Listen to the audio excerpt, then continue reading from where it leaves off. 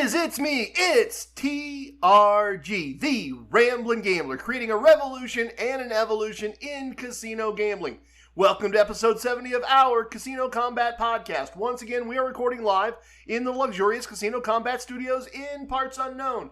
Non-binary persons, ladies and gentlemen, Maha Kali and the Great Kali. Do not gamble with money you cannot afford to lose. Do not gamble with money you need to pay your bills. My past performances are not indicative of anyone's future results, including my own. If you have a gambling problem, contact your local problem gambling hotline. If you do not know your local problem gambling hotline number, send an email to help@casinocombat.com and we will find that number for you and make it available to you. Everything I'm going to share with you in this podcast is based in facts. Names and dates have been altered to protect the innocent and the guilty. Minor items, unrelated outcomes may be omitted to prevent listener boredom.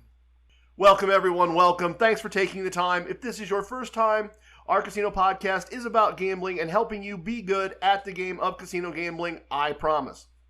I also promise that I'll get focused by the time we get to the first segment, while at the same time conceding that my first few thoughts this week are kind of all over the board, kind of a little bit rambling. So I guess what I'm trying to say is I'm going to do a bit of rambling before I get to rambling specifically about gambling. Stick with me. Most of the time, the randomness dropped into the disclaimer is just for the sake of variation, for variety, and hopefully a bit of amusement for some listeners. Certainly, the Great Kali fits into that category. If you know nothing about him, you are not missing much, and you are missing nothing related to casino gambling. That said, if you're not familiar with the Hindi goddess of wisdom, Maha Kali, you might want to look her up. She is a fascinating wisdom deity. Her icons and symbology have made me think about how wisdom and introspection are essential tools to a skilled gambler. To go along with that process, let's do something we have not done in a while and consult the big book of numerology regarding our episode number today. Let's see what we can learn about the number 70. The numerology number 70 is a number of introspection and inner wisdom. You see what I did there? It has seemingly infinite potential. The energy of the number 70 represents its perceptive and astute status. It's able to analyze problems to find viable solutions. Acquiring ever more knowledge of self is an intent of the number 70's energy. Wow, is that a casino combat number or what? Introspection and inner wisdom, infinite potential, analyzing problems and finding solutions, knowledge of self. I think we found the number that best describes our podcast. I really do. And that's a lot to live up to for an episode, but that is also kind of exactly what we are going to do today in various segments. All of those kinds of things. The month of October 2021 just wrapped up this past weekend, so we will do results for the month and sort out if it was a winning or a losing month in the virtual VIP lounge to wrap up the episode. We will start the episode with a travel segment to tell you about the gambling that was done this last week. In between, we will have a moment of casino wisdom. I have a new casino wisdom for you, a rather simple one, but one that fits well with other casino wisdoms to kind of form a trilogy, if you will. I created this wisdom several weeks ago, and it's really probably not grandiose enough for episode number 70, but it does have infinite potential to change the life of any gambler if they follow it. So that aspect is very number 70 relatable. During my recent trip to Las Vegas, I was perceptive and astute enough to notice some major changes to games offered on the strip and analyze the problems this caused to look for viable solutions. I think all of that will provide us with the basis of a useful and informative Core Koncepts segment today. So that's our battle plan for the episode. Travel, wisdom, Core Koncepts, virtual VIP lounge to wrap up the month. Before we start that, I have a couple of items from around the Casino Combat Galaxy for you this week. First off, I was just texting with Inner Circle member East Coast Emissary. He was sharing that in the last episode, I said that limit increases and rules changes on the strip occurred so that revenue missed during the pandemic shutdown could be recouped. He thinks I have that wrong, that changes are only occurring because the house can get away with it on the strip. He points out that $10 3-2 blackjack is still available in Atlantic City, and that if stupid players wouldn't play games with horrible rules and higher limits, these games would go away. Interesting prompt. As evidence that I'm not wrong, I will offer up recent earnings reports by Caesars Entertainment. Compared to their earning report for the same period in 2020, revenue has doubled and is back to near, which is to say almost, 2019 levels. From the point of view of financial analysts, this is a failure, and the stock was punished for it, by the way, because revenues were projected to exceed 2019 levels. Increasing revenue levels and recouping some of the lost 2020 profits has to be on the mind of strip casino operators, in my opinion. They've got boards of directors to report to. They've got to increase their profits year over year. That said, ECE isn't wrong either. The Las Vegas Strip gets a lot of stupid tourist gamblers with no real knowledge of gambling, and as a result can get action on games and limits that many other places cannot. In my experience, he used the example of Atlantic City. Atlantic City gets a smaller portion of gamblers that fit that description, as well as a larger number of very, very smart gamblers. Gamblers who would reject a $25 6-5 game with all dealers 22s being a push. New Jersey, as a state, has been very protective of gamblers in ways that Nevada is not. And there are a number of casinos in Atlantic City that are not part of big national publicly traded brands. All of those factors push down the price of gambling and the house advantage in Atlantic City, in my opinion. I want to also mention that fair and inexpensive gambling is available in Las Vegas, just not with the brands I'm working with. El Cortez in downtown Las Vegas offers a very fair blackjack game at $5. OYO Casino just off the strip behind Tropicana also offers a fair and inexpensive game. My personal strategy is to, as much as possible, gamble with regional brands that give me perks and benefits when I'm in Las Vegas. If I was close enough to Las Vegas or Atlantic City to do most of my gambling in those locations, I might very well pick a different strategy and work with local brands instead. I'm going to call this a tie between ECE and myself on the subject of, right or wrong, whatever. And I do really want to thank East Coast Emissary for sharing his thoughts with us as an excellent prompt for me to expand on my comments from last week. I always appreciate people providing things that make me think. While we're on the topic of Inner Circle membership and ECE, if you'd like to join ECE in the Inner Circle, the details on how you go about that are in episode 22. In addition, we put up a video on Instagram from my travels last week. A listener has commented that it is an excellent clue for anyone trying to become an Inner Circle member. I am at Gambler Ramblin on Instagram and Twitter. Links to those two things can be found on the CasinoCombat.com website at the top of the homepage. We also have links there for Facebook and YouTube pages.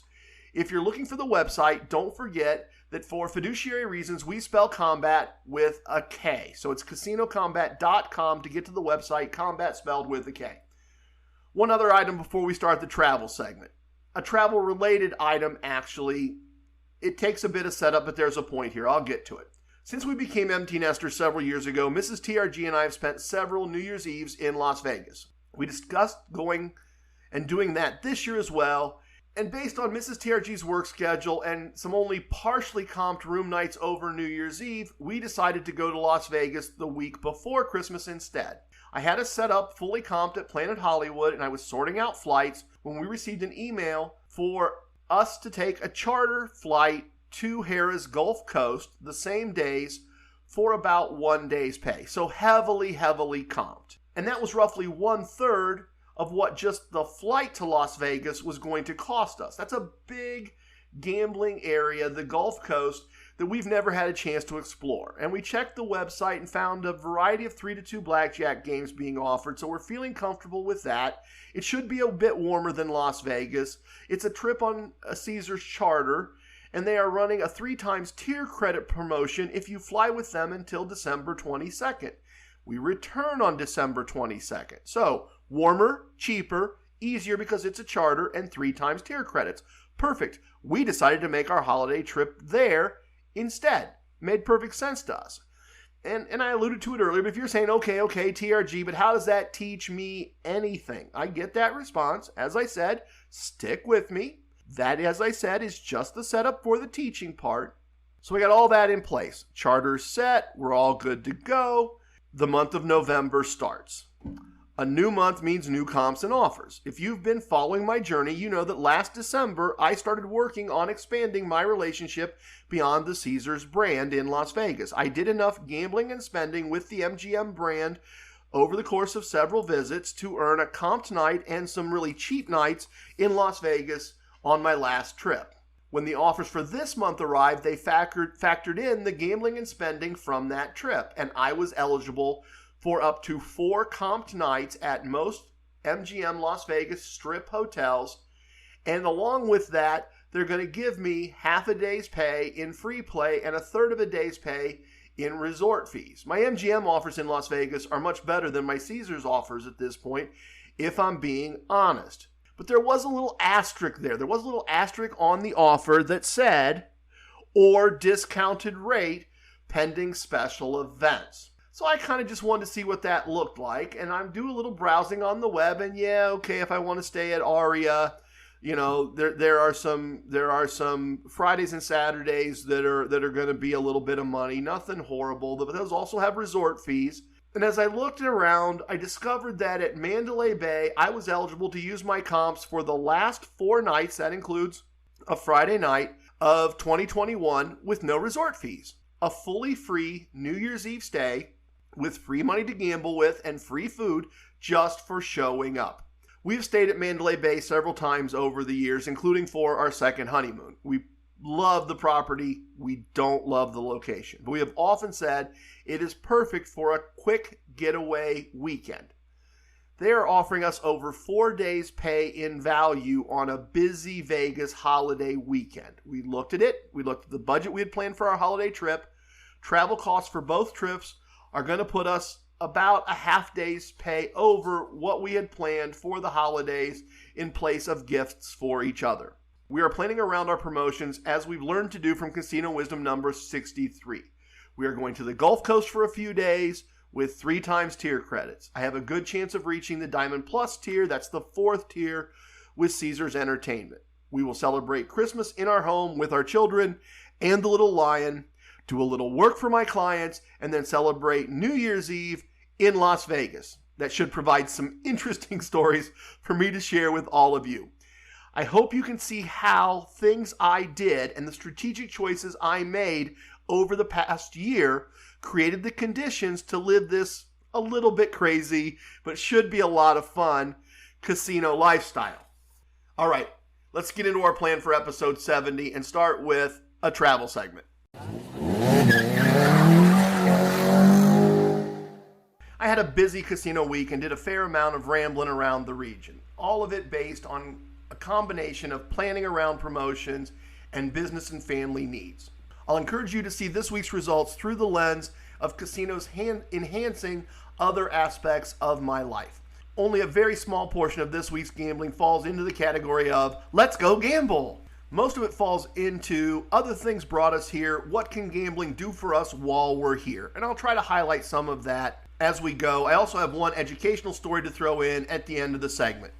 I've told you that my oldest son, the heir to the throne, has a couple of Airbnb units in his real estate holdings. He just exchanged some of his units in a city several hours away for a large building in our city. He's going to turn 4 of those units into more Airbnbs. As a result, I'm on an even larger mission to focus on casino gifts that he can put to use in those units to keep his costs down. As a result, when I finished work at the start of the week, I stopped at my local casino to get some additional dishes that they were giving away. They also had a parking comp and a free bet for me.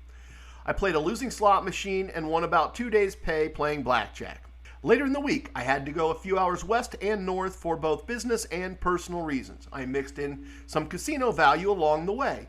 After my business stop, I hit the My Choice property 2 hours west that has no hotel, and I picked up a free bet. I played a winning slot machine, but the free bet was only one of 2 blackjack bets I won before leaving more quickly than I would have liked, down about a half day's pay for the visit. I took care of my personal business in the area and then checked into a partially comped room at the My Choice property 3 hours west and north of our home.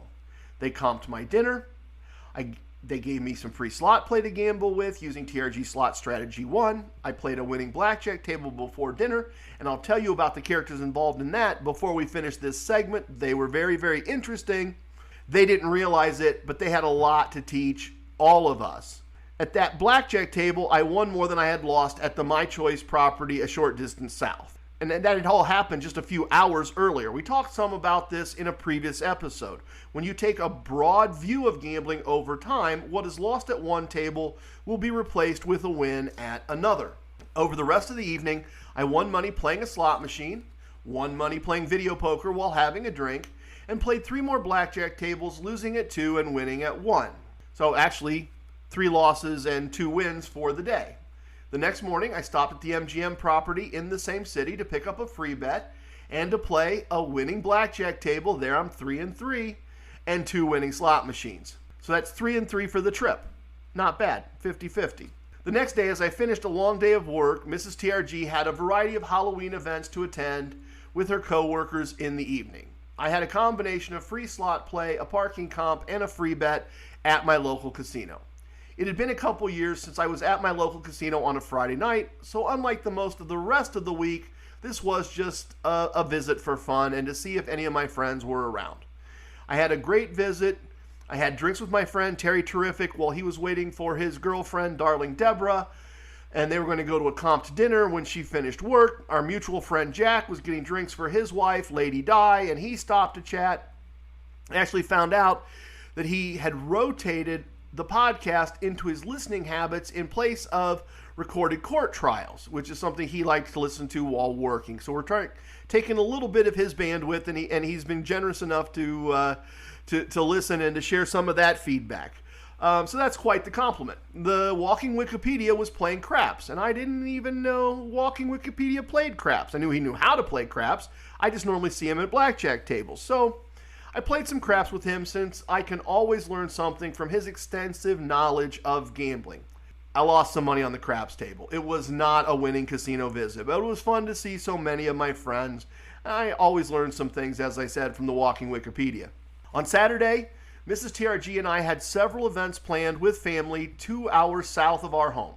So toward the end of the evening, we decided that after multiple family events, we would stay at a hotel and drive home the following morning. We stopped at the My Choice property in the area after dinner and picked up a free bet and played some blackjack. The table didn't go well for us, and the other players were, they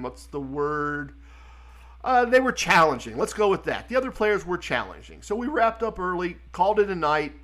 Just a little gambling added to our trip, not a gambling trip. In the end, it was the last table that kind of ended up being what it was for the week. We finished down about 2 days' pay for the week, mostly on the losses at that table.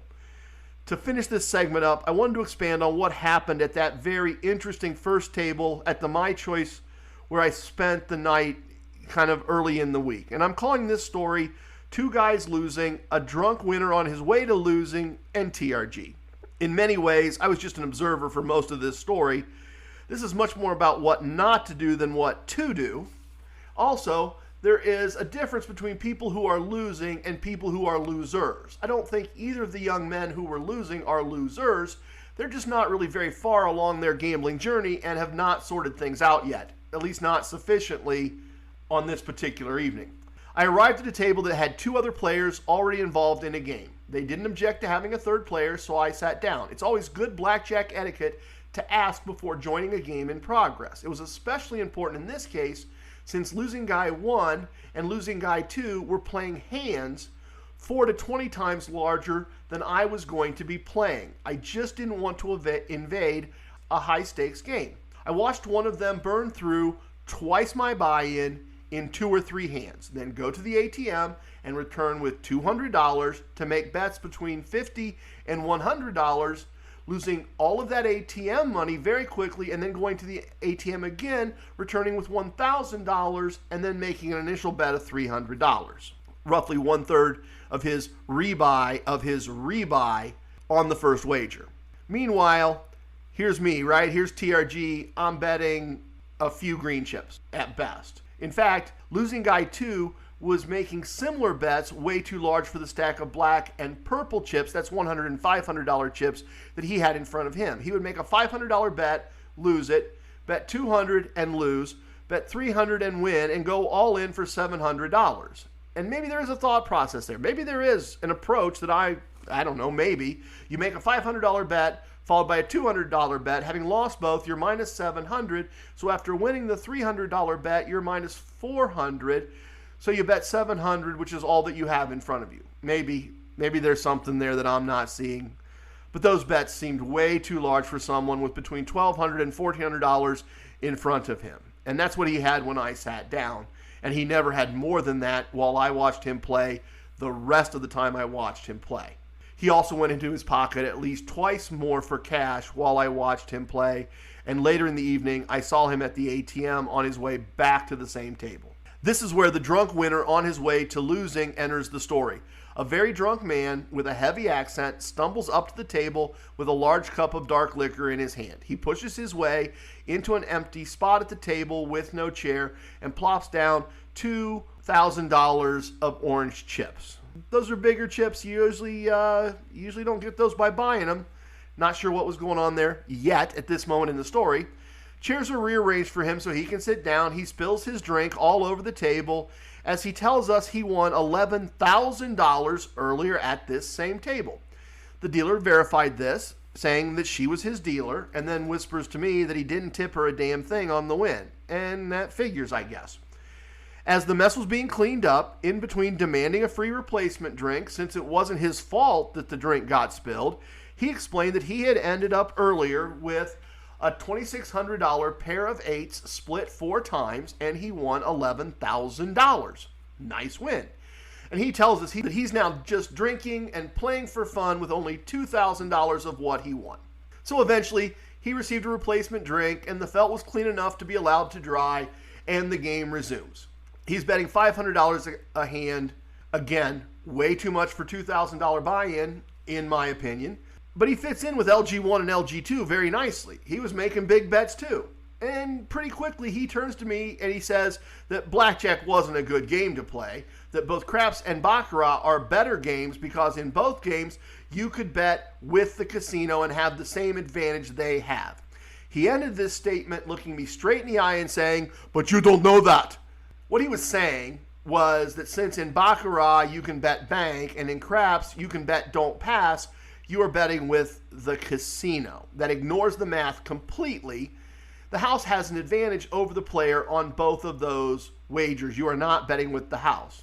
It also begs the question, if this isn't a good game and those are better games, why are you playing this game? That doesn't make any sense to me at all. But anyway, in the moment, I started to say that actually on an expected loss per $100 basis, wagered, blackjack was roughly $1 per 100 better for the player.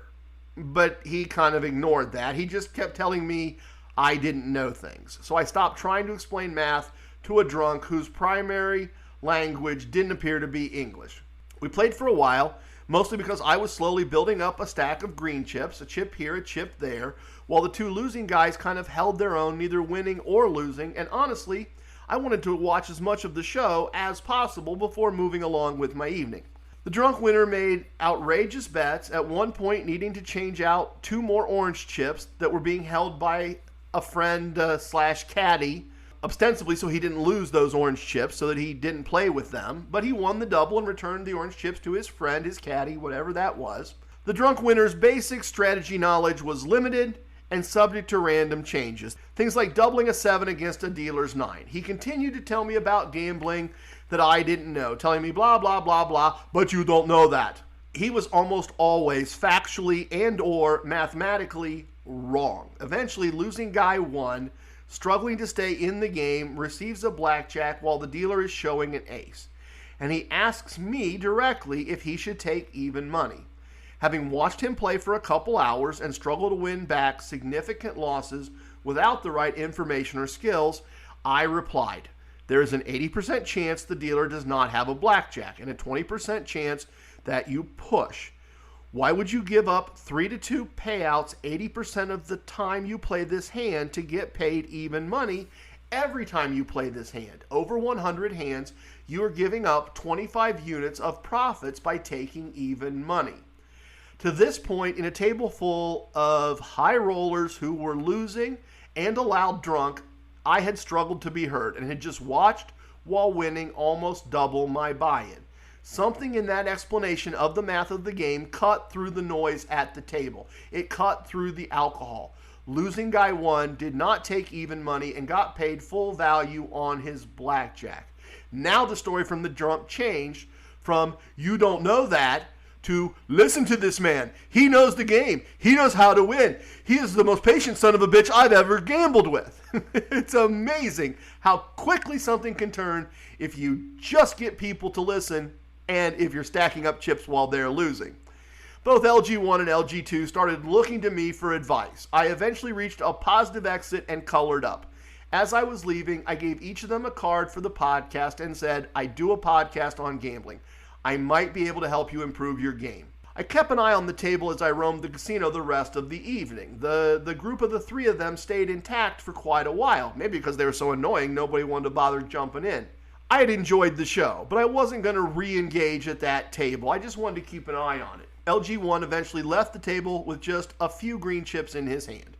LG2 struggled on for most of the evening, but never had many chips in front of him when I checked on him. I saw the drunk winner receive orange chips from his friend on a couple of occasions as I was gambling at a table next to him. That's not something you do if you're going to finish a winner after winning $11,000 on one hand and then saying you're just going to play with 2K for fun while drinking. I later heard him say he was going to go play a fair game. He was going to go play craps. An hour later, I spotted him at a craps table. I watched him put cash from his pocket into the game. That suggests to me that the orange chips, the $11,000, was gone. I don't know for a fact that the drunk winner ended up having a losing evening. Anything is possible. He could have gone on a streak at the craps table. Don't know. I wasn't going to dedicate my evening to stalking this one man, but I rarely see a drunk gambler with a poor command of the facts and the math, with limited self-control, have a winning evening. As far as LG1 and LG2 go, guys, if you happen to listen to this, drop me an email. Love to hear from you. You are both good beginning players who have all the skills needed to become winning gamblers. All right, the next thing we are going to do is a moment of casino wisdom.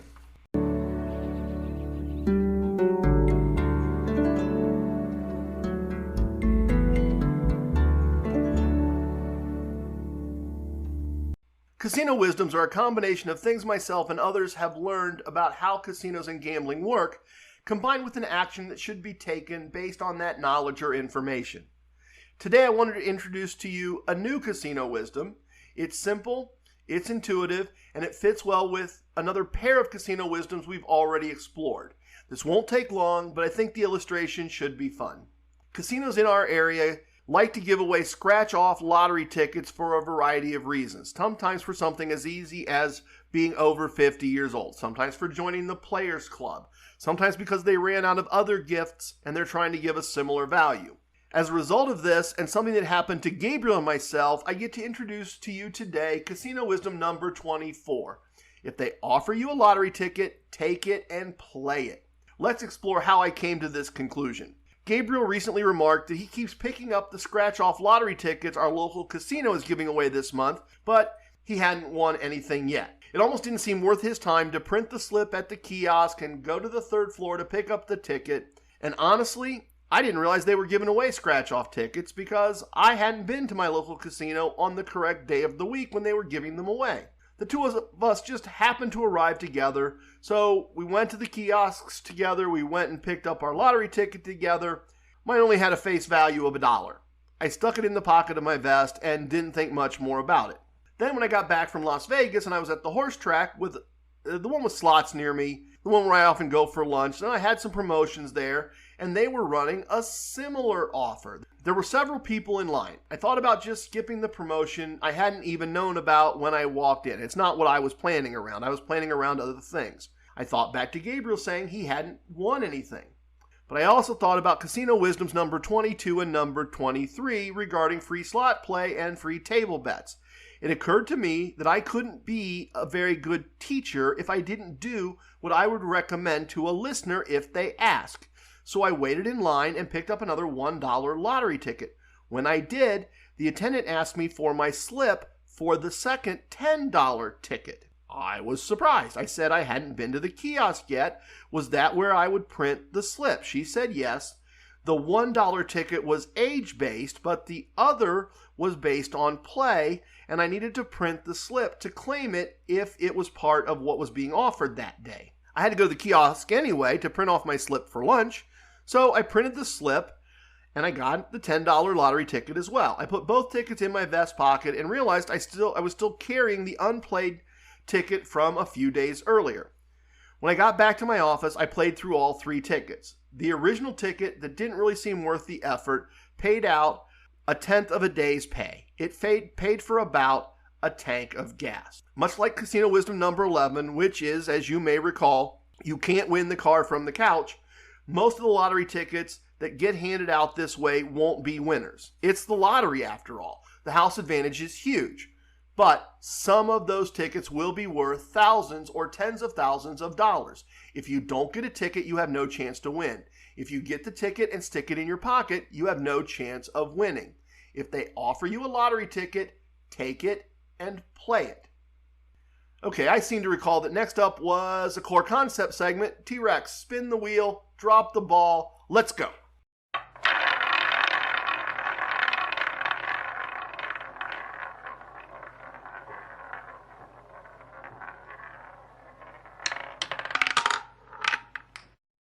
One of the core concepts of Casino Combat is to find wagers that minimize the house's advantage over the player and learn to play those games. Another is to have a player's card and make wagers that provide tier credits to reach tiers that provide ongoing benefits and free, tax-free money. And of course, comps. Episode 70 is about analyzing situations and finding viable solutions. That's what numerology tells us, right? I wanted to show today how I used these 2 core concepts on my recent Vegas trip to analyze the changes that were occurring on the strip and to see if viable solutions could be found. The first big change that I noticed on the Las Vegas strip was the introduction of electronic craps tables. Let me start with the description. Many casinos for years have had what is called bubble craps. These are small, usually low stakes, self-service craps games where you place your bets on a console and then the dice are rolled by the machine, bouncing the dice on a platform in a clear plastic dome to determine the results of the various wagers. I've never played bubble craps. I have zero opinion on it as a gambling option. I don't know any skilled players that consider it a serious option, so I've ignored it. That said, I always tell you that I don't know everything about gambling. I'm just trying to learn the things about gambling I don't know. If you are a serious and successful bubble craps player, email me and educate me, please. The electronic craps that I saw for the first time were not bubble craps. They were full-size craps tables with real dice thrown by individual players, just like at a normal craps table. However, there were significant differences. First, instead of a felt layout on which wagers were placed using chips, the entire bottom of the craps table was a large video display of a craps layout. Next, each wagering position had a screen, a slot to insert a player's card as you would find at a slot machine, and a tier credit counter, also like you'd see at many slot machines. Players inserted their cards and their money into the console just as they would if they were playing a slot machine or a video poker machine or a video keno machine or that kind of thing. And then they followed prompts on the screen to make wagers on the roll of the dice. As wagers were placed, animations of everyone's wager appeared on the display on the bottom of the table just as chips would on a standard table. A nice addition to the game was a display of outcomes of the previous 20 rolls of the dice on each player's console. The final change, and the one that I'm sure makes this game make sense for the house, is that the game is run by one dealer, not 3 dealers and a pit boss, the way a standard table would be normally set up. The number of employees needed to man a craps table is a significant expense and a limiting factor on the number of craps tables a casino can offer, as well as the price point they can offer them at. Having an electronic version that only needs one dealer is a big cost savings for the house.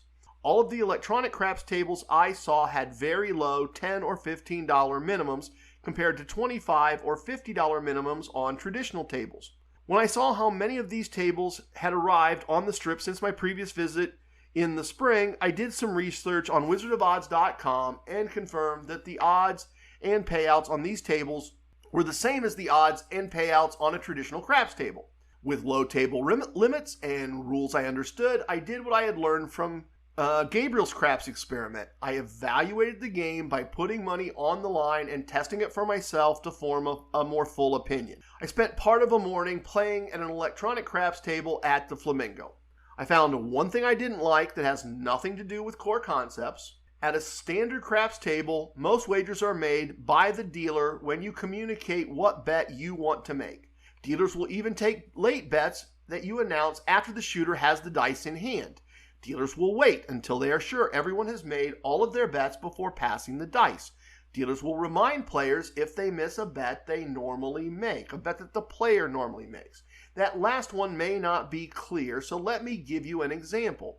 When I'm shooting the dice on a come-out roll, I must make a pass line wager that will pay me even money if I throw a 7 or 11. This wager is also lost if I throw a 2, 3, or 12. To offset this possibility of loss, along with the pass line wager, I also make a small wager called a craps check bet. So at a $25 table, if I'm going to shoot the dice on a come-out roll, I will make a $25 pass line bet and a $5 craps check bet. If I throw a 7 or an 11, I lose the craps check bet and get paid on the pass line bet, and I make $20. If I throw a 2, 3, or 12, I get paid $35 on the craps check wager and lose the pass line bet, making $10. On any other number, the craps check bet is lost and a point is set. I'm still new to the craps thing, as you may know. Sometimes in the middle of shooting, I will roll the point, which means I get paid, and I need to make another pass line bet. And sometimes in the heat of the moment, I forget to also make the craps check bet, and many dealers will hold the dice and ask if I want to make that bet, since they've seen me do it repeatedly. Other times, I'll forget that I should probably turn a bet on or turn a bet off, or perhaps increase my wager after winning multiple throws. Dealers at a standard game will remind me of those things. They remind players of things the players might be missing. At an electronic craps table, the player is responsible for all of that without dealers to remind them of things that they normally do. A player must also manage all of their wagers on a countdown. Once the dealer records the results of a roll on a touchscreen near the dealing position, right in the center of the table, there's a big countdown from 5 to 1. At the point where it hits 1, the bets are set, no more bets can be made, and the dice are passed. If you missed something on your personal screen or didn't get things set up quickly enough, that's on you as the player. As I said, this isn't a Core Koncepts deal breaker. I can learn to play faster and pay more attention. I can improve in this area, but I'd need to do that before doing this kind of gambling very regularly. There were multiple wagers I made incorrectly trying to navigate the screen as a first-time player. Not an issue from a casino combat point of view. It isn't in conflict with any Core Koncepts. It just makes playing this way more difficult for me. What is in conflict with the Core Koncepts is the amount of tier credits rewarded by the automated system. I know from my spring visit to the Flamingo that gambling at a standard craps table for several hours at a $15 minimum will generate several hundred tier points, more points than the same amount of time at a $15 blackjack table. At an electronic craps table, a similar amount of action generated exactly 4 tier credits. So something that got me, I don't remember, 300, 400, 500 at a $15 minimum in the spring got me 4 tier credits with the change in the way things are set up with this electronic craps table. And look, the house may be sorting out these new machines and adjusting things, and other properties may be awarding tier credits differently, but for me, if this remains consistent, the tier credit to risk ratio is just way off. Way too low compared to a standard craps table with a team of 4 dealers. If I need to take an extra bit of risk, that I might make wagers incorrectly. If I take extra risk because of a countdown, I want more tier credits, not less. From a Core Koncepts point of view, this is a deal breaker for me. I don't make meaningful sports wagers or play poker because there is not enough tier credit and free, tax-free, imaginary money involved to mitigate some of the risk. I'll play video poker even though the tier credits awarded are low because I'm playing a very low-risk skill game and the free cocktails mitigate some of the risk. Higher risk wagers at a craps table with no meaningful tier credit mitigation isn't a useful tool for me. The second big change on the Las Vegas Strip was the proliferation of free bet blackjack tables. They were all over the place. This is something I used to see maybe in 1 or 2 casinos. They'd have one table. They were everywhere. Every casino had them. I see free bet blackjack from time to time on a regional basis, a table here, a table there. I've always considered it a novelty version of the game. I've played it once or twice over the years, but always for low stakes, mostly to see what it was about, not as a serious part of what I was doing. Normally, I can find standard 3-2 blackjack tables at limits I'm comfortable with. As always, full disclosure, I'm comfortable up to $100 unit size. I didn't do anything much above a $25 unit size up until about episode 63. I wanted to prove that at that level of play, the comps and gifts would be available to make the entire process work. Once I had shown you all 3 wagering systems, you knew everything that I do, I felt comfortable using TRG Wagering System 3, the Meta Martingale, as I would pre-podcast, but that is a situational higher limit table selection. If things are going well, if I'm getting an even back and forth balance, I want $15 or $25 tables. 15 if Mrs. TRG is with me. Mrs. TRG, when she's involved, her preferred unit size is $15, and if she can find a $10 table, she'll move down.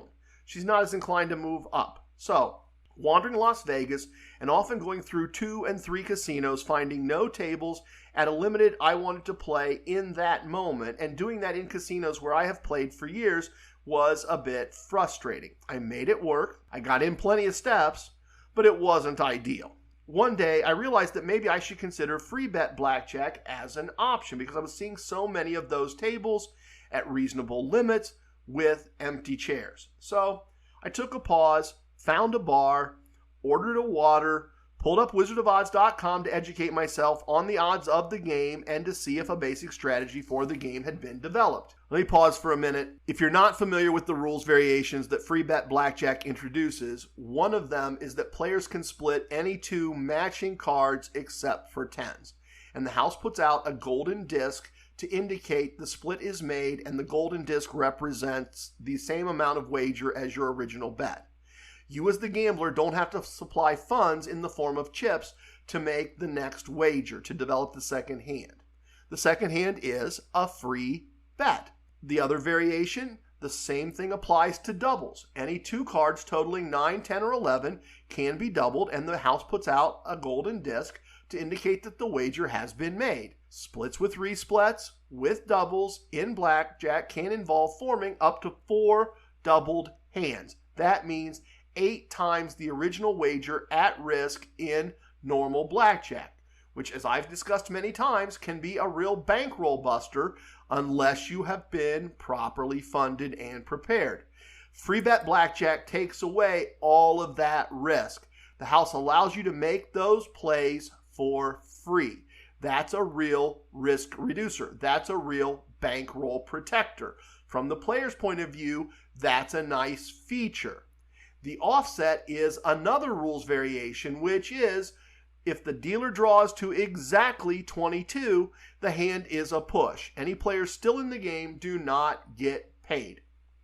Wizard of Odds calculates the house advantage on a 6-deck, 3-2, dealer hits soft 17, free bet blackjack as 1.04% advantage for the house, which means if all players play correct basic strategy, the house should hold $1.04 of every $100 wagered.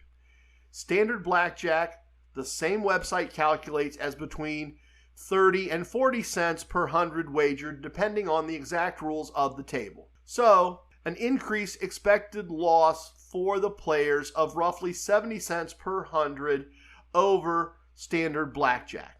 That said, free bet blackjack has roughly the same house advantage as the banker bet in Baccarat, with most of the splits and or double risk of financial loss removed. So as I'm thinking about that, I'm like, okay, I can accept that. That's not unbeatable risk. Is there a basic strategy chart? And of course there is, because it's wizardofodds.com. And it's a strategy chart that's actually easier than the strategy chart for standard blackjack. The correct play on all 9s, 10s, or 11, if that's the hands you get, 9, 10, or 11, the correct play is to double every time. The correct play on any pair of cards, the correct play is to split. There were a couple of minor variations from standard blackjack involving hard totals of 12 or 13 against dealers 2s and dealers 3s. Nothing too difficult to remember. And as extra insurance, I took a minute to screenshot the charts, and I made a note that I needed to add a laminated version of those charts to the chart pocket in my vest. Bottom line, confronted with a different and a bit frustrating change to the Las Vegas Strip, I remembered a couple of casino wisdoms. First, number 6, there was a problem. I stayed calm, and I looked for a casino solution. I also realized, as Keeper of Wisdom taught us in wisdom number 82, I couldn't wish myself out of the situation. The Strip had changed. I couldn't change that. I just trusted my training to get me through things. My training says find wagers with a small house advantage and learn how to make that wager correctly. Having done the research on free bet blackjack, I had a casino solution provided by my training. Gambling with the major brands on the Strip in Las Vegas at wagers my bankroll was set up to handle was possible, and I had a lot more options of table selection for the remainder of my trip. This exercise, examining Las Vegas changes, illustrates, at least to me, the value in understanding and being able to apply what we talk about in our podcast. I used the core concepts and some casino wisdoms to continue to apply how I wanted to play the game of casino gambling on the Las Vegas Strip. So, we did travel. We had a moment of casino wisdom. We applied the core concepts to a couple of changes on the Las Vegas Strip. That leaves us with some time in the virtual VIP lounge to examine and reflect on the results of the month of October 2021. A little bit of the bubbly.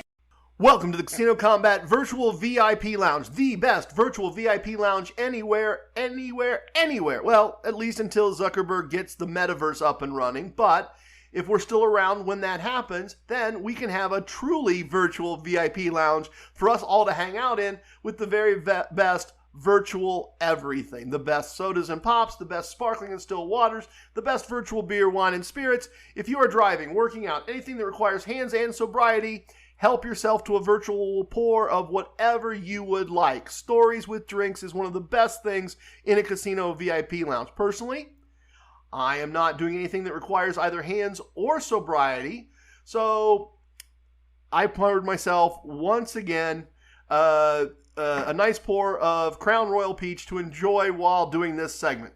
As I said when we started, we are going to use the virtual VIP lounge today to review the results for myself and the lovely Mrs. TRG for the month of October 2021. If this is your first monthly recap, I am not bragging, I am not boasting. I am following Casino Wisdom number 7 and being accountable to all of you. I firmly believe that you would be foolish to listen to what I teach if you don't know what outcomes I get.